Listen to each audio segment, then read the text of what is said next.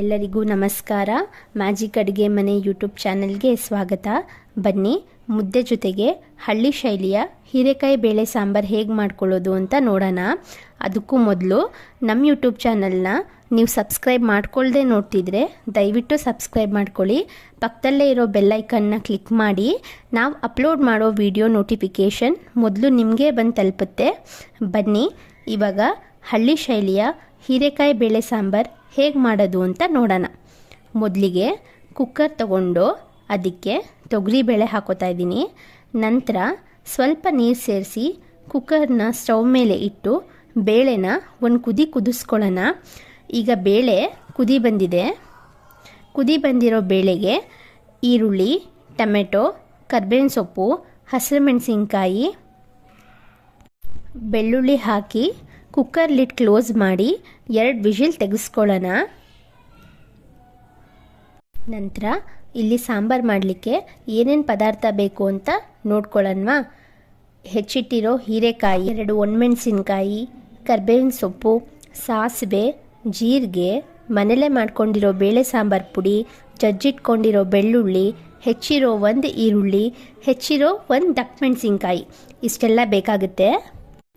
ಈಗ ಸ್ಟವ್ ಹಚ್ಚಿ ಕುಕ್ಕರ್ ಇಟ್ಟು ಅದಕ್ಕೆ ಎಣ್ಣೆ ಹಾಕಿ, ಎಣ್ಣೆ ಕಾದ ನಂತರ 2 ಒಣಮೆಣಸಿನ್ಕಾಯಿ ಹಾಕಿ, 1 ಟೀ ಸ್ಪೂನ್ ಸಾಸಿವೆ, 1 ಟೀ ಸ್ಪೂನ್ ಜೀರಿಗೆ, ಜಜ್ಜಿರೋ ಬೆಳ್ಳುಳ್ಳಿ, ಹೆಚ್ಚಿಟ್ಕೊಂಡಿದ್ವಲ್ಲ ಈರುಳ್ಳಿ ಹಾಕಿ, ಕರ್ಬೇವಿನ ಸೊಪ್ಪು ಹಾಕಿ ಸ್ವಲ್ಪ ಹೊತ್ತು ಫ್ರೈ ಮಾಡ್ಕೊಳ್ಳಿ. ಈರುಳ್ಳಿ ಬಣ್ಣ ಬದಲಾಗಬೇಕಲ್ವಾ, ಹಸಿ ವಾಸನೆ ಹೋಗಬೇಕು. ನಂತರ ಅದಕ್ಕೆ ದಪ್ಪ ಮೆಣಸಿನ್ಕಾಯಿ ಸೇರಿಸಿ ಮತ್ತೆ 1-2 ನಿಮಿಷ ಫ್ರೈ ಮಾಡ್ಕೊಳ್ಳಿ. ನೀವಿಲ್ಲಿ ನೋಡ್ತಿರ್ಬೋದು, ದಪ್ಪ ಮೆಣಸಿನ್ಕಾಯಿ, ಈರುಳ್ಳಿ ಎಲ್ಲ ಚೆನ್ನಾಗಿ ಫ್ರೈ ಆಗಿದೆ. ಈಗ ಇದಕ್ಕೆ ಹೆಚ್ಚಿರೋ ಹೀರೆಕಾಯಿ ಹಾಕಿ 3-5 ನಿಮಿಷ ಚೆನ್ನಾಗಿ ಫ್ರೈ ಮಾಡ್ಕೊಳ್ಳೋಣ. ಅದರ ಮಧ್ಯೆ ಸ್ವಲ್ಪ ಉಪ್ಪು ಕೂಡ ಸೇರಿಸಿ ಮತ್ತೆ 2 ನಿಮಿಷ ಫ್ರೈ ಮಾಡ್ಕೊಳ್ಳಿ.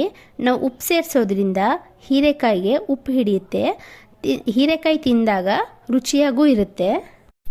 ಈಗ ಮೊದಲೇ ವಿಷಲ್ ಬರ್ಸ್ಕೊಂಡಿದ್ವಲ್ಲ ಬೇಳೆ, ಈರುಳ್ಳಿ, ಬೆಳ್ಳುಳ್ಳಿ, ಕರ್ಬೇವಿನ ಸೊಪ್ಪು, ಟೊಮ್ಯಾಟೊ, ಹಸಿರು ಮೆಣಸಿನ್ಕಾಯಿ ಇದನ್ನೆಲ್ಲ ಮ್ಯಾಶ್ ಮಾಡಿಕೊಂಡು ನಂತರ ಇವಾಗಲೇ ಹುರಿದಿರೋ ಹೀರೆಕಾಯಿಗೆ ಮ್ಯಾಶ್ ಮಾಡ್ಕೊಂಡಿರೋ ಬೇಳೆಯನ್ನೆಲ್ಲ ಸೇರಿಸ್ಕೊಳ್ಳೋಣ.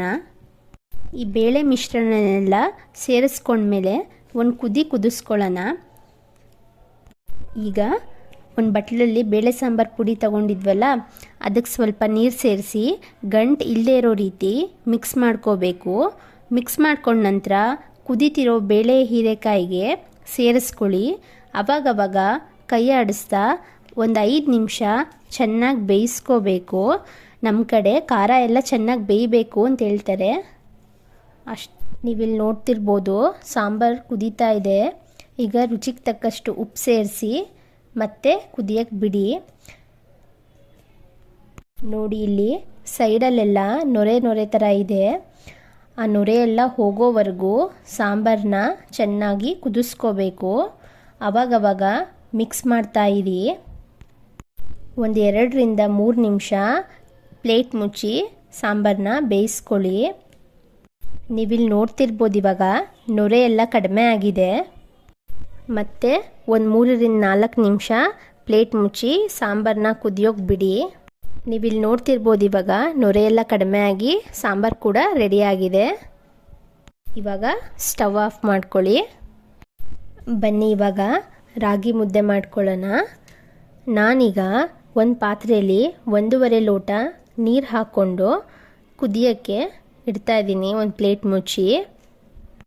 ನಂತರ ಒಂದು ಬೌಲ್ಗೆ 1 ಸ್ಪೂನಷ್ಟು ರಾಗಿ ಹಿಟ್ಟು ಹಾಕಿ ಸ್ವಲ್ಪ ನೀರು ಹಾಕಿ ಗಂಟು ಇಲ್ಲದೆ ಇರೋ ರೀತಿ ಮಿಕ್ಸ್ ಮಾಡ್ಕೊಳ್ಳಿ.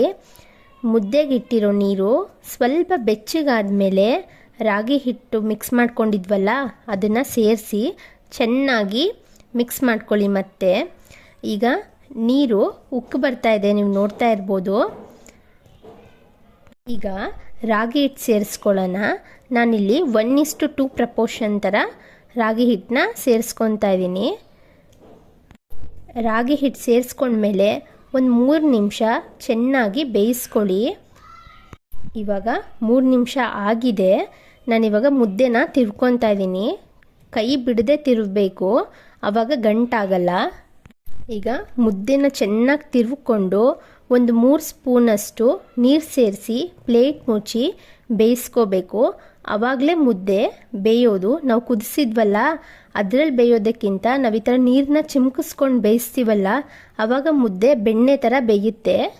ಈಗ ಸ್ಟವ್ ಆಫ್ ಮಾಡಿ ಮುದ್ದೆನ ಕೆಳಗಿಳಿಸ್ಕೊತಾ ಇದ್ದೀನಿ. ಚೆನ್ನಾಗಿ ತಿರ್ಕೋಬೇಕು. ಇವಾಗ ಗಂಟು ಇಲ್ದೇ ಇರೋ ರೀತಿ ಚೆನ್ನಾಗಿ ತಿರುಗಿ. ನಾವು ಚೆನ್ನಾಗಿ ತಿರುಗೋದ್ರಿಂದ ಮುದ್ದೆಲಿ ಗಂಟು ಇರಲ್ಲ, ಮುದ್ದೆ ನೈಸಾಗಿ ಕೂಡ ಬರುತ್ತೆ. ಆವಾಗ ಮುದ್ದೆ ಮಾಡಲಿಕ್ಕೆ ಸಾಹಸ ಏನು ಮಾಡಬೇಕಾಗಿಲ್ಲ. ತುಪ್ಪ ಹಾಕೋದು, ಎಣ್ಣೆ ಹಾಕೋದು ಆ ಥರ ಎಲ್ಲ. ಈ ಪ್ರೊಸೀಜರ್ನ ಫಾಲೋ ಮಾಡಿದ್ರೆ ಮುದ್ದೆ ಚೆನ್ನಾಗಿ ಬರುತ್ತೆ. ಈಗ ನೋಡ್ತಿರ್ಬೋದು ಮುದ್ದೆ ಆಗಿದೆ. ಬನ್ನಿ ಇವಾಗ ಸರ್ವ್ ಮಾಡ್ಕೊಳ್ಳೋಣ. ನೋಡಿ, ಮುದ್ದೆ ಜೊತೆಗೆ ಹೀರೆಕಾಯಿ ಬೇಳೆ ಸಾಂಬಾರ್ ಸವಿಯಲು ಸಿದ್ಧ. ನಮ್ಮ ವಿಡಿಯೋ ನಿಮಗಿಷ್ಟ ಆಗಿದ್ದರೆ ಲೈಕ್ ಮಾಡಿ, ಶೇರ್ ಮಾಡಿ, ಸಬ್ಸ್ಕ್ರೈಬ್ ಮಾಡಿ. ಪಕ್ಕದಲ್ಲೇ ಇರೋ ಬೆಲ್ಲೈಕನ್ನ